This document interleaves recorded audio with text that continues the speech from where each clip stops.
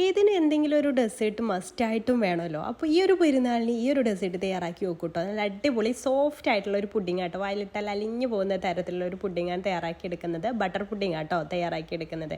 അപ്പോൾ 20 gram China grass എടുത്തിട്ടുണ്ട്. അതിലേക്ക് 2 കപ്പ് വെള്ളം ചേർത്തിട്ട് ഒന്ന് സോക്ക് ചെയ്യാൻ വേണ്ടിയിട്ട് മാറ്റി വെക്കാം. ഇനി 1 ലിറ്റർ പാലിലേക്കാട്ടോ ഞാനിവിടെ കാണിക്കുന്നത്. 1 ലിറ്റർ പാലിലേക്ക് അതിൽ നിന്ന് കുറച്ച് പാലെടുത്തിട്ട് 2 ടേബിൾ സ്പൂൺ കസ്റ്റാർഡിലൊന്ന് മിക്സ് ചെയ്തിട്ട് കസ്റ്റാർഡ് അതിലേക്ക് ചേർത്ത് കൊടുക്കാം. ഒരു 1/2 ടിന്ന് കണ്ടൻസ് മിൽക്കും 100 ഗ്രാം ബട്ടറും അതുപോലെ തന്നെ സോക്ക് ചെയ്ത് വെച്ചിട്ടുള്ള ചൈന ഗ്രാസും കൂടെ ചേർത്തിട്ട് നന്നായിട്ട് മിക്സ് ചെയ്തതിന് ശേഷം മാത്രം സ്റ്റൗവിൽ വെച്ചിട്ട് ചെറിയ തീയിലിട്ടിട്ട് നന്നായിട്ടൊന്ന് മെൽട്ടാക്കി എടുക്കാം.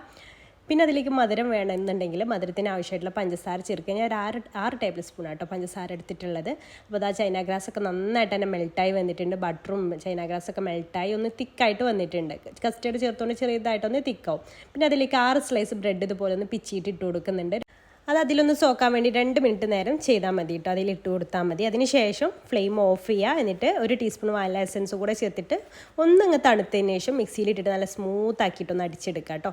എന്നിട്ട് അത് പുഡിംഗ് ട്രേയിലേക്ക് അങ്ങ് സെർവ് ചെയ്യാം. മുകളിൽ ഡെക്കറേഷൻ വേണമെങ്കിൽ നിങ്ങൾക്ക് നട്ട്സോ എന്ത് വേണമെങ്കിലും യൂസ് ചെയ്യാവുന്നതാണ്. അപ്പോൾ ഞാനിവിടെ ബ്രെഡ് ക്രംസ് ആട്ടോ യൂസ് ചെയ്തിട്ടുള്ളത്. ബ്രെഡ് ക്രംസ് റോസ്റ്റ് ചെയ്തതാണ് ഇതിൽ യൂസ് ചെയ്തിട്ടുള്ളത്.